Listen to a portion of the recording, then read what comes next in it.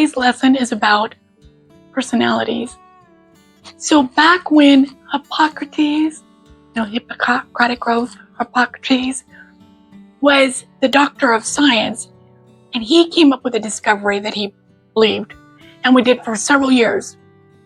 And that was that our body fluids influences our personalities. So he believed that there was 4 main components of our bodies that made up the system.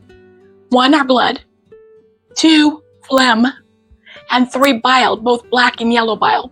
And with those 4 things in balance, you'd have a healthy person. So if you were grumpy or moody, he believed it was an imbalance of one of those fluids in your bodies. And the way they could take care of that was bloodletting. Remember, we learned about bloodletting. They would cut a vein and they would let out some blood or some fluids, or they could hook a leech or 2 or more on you.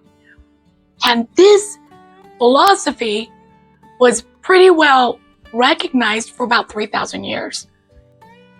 As a matter of fact, if you remember your history, in 1799, our first president, George Washington, died. You remember how he died? He had a sore throat. So of course he went to his doctor, like any responsible president would do, having great medical care. The doctors did what the doctors do. They bloodletted.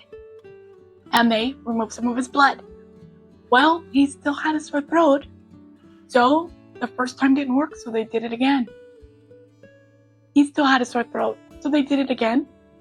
And they did it again. Yes, they did it 4 times. By the time they were done in 1 week, they had removed about 40% of our president's blood.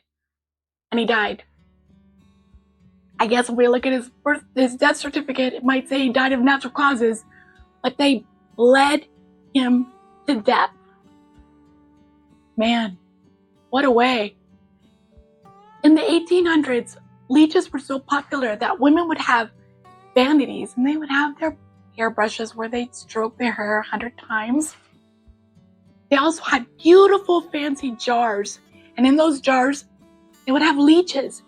The wealthy women had leeches as a beauty supply, and a lot of times they would hook them on their temples as they did their hair. It was part of the regimen. They used leeches for everything from headaches, tummy aches, constipation. They really believed in leeches.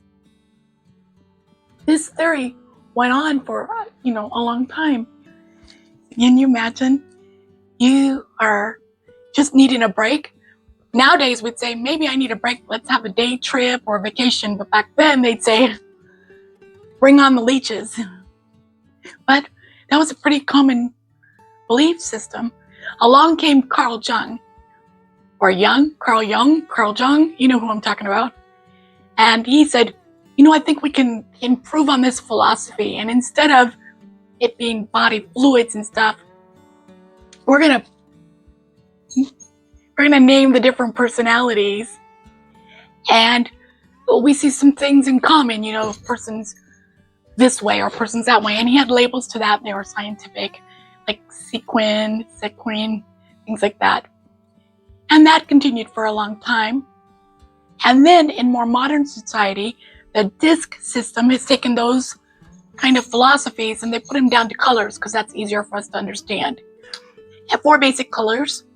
And if you've taken management and business and leadership training, you probably know the colors and the DISC theory.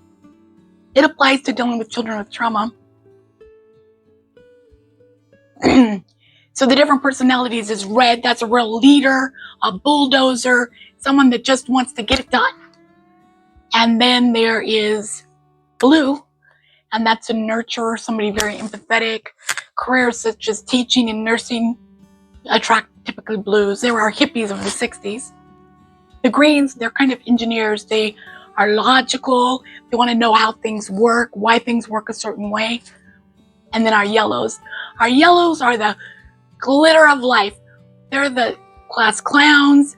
They're funny comedians. They are lighthearted. And of course, we're not all any one color. We're kind of a rainbow. But we'll have a primary color, which will be one of those. And then typically a secondary color that's not quite as strong. but we'll leave with that. And then, of course, who we're with, what the scenario is, different colors come out.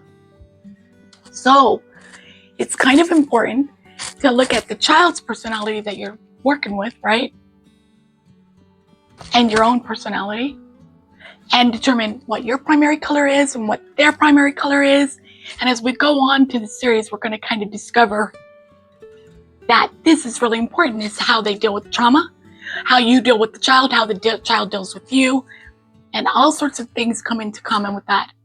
So that's our lesson today, is we're just going to kind of talk about the personalities, that there are different personalities.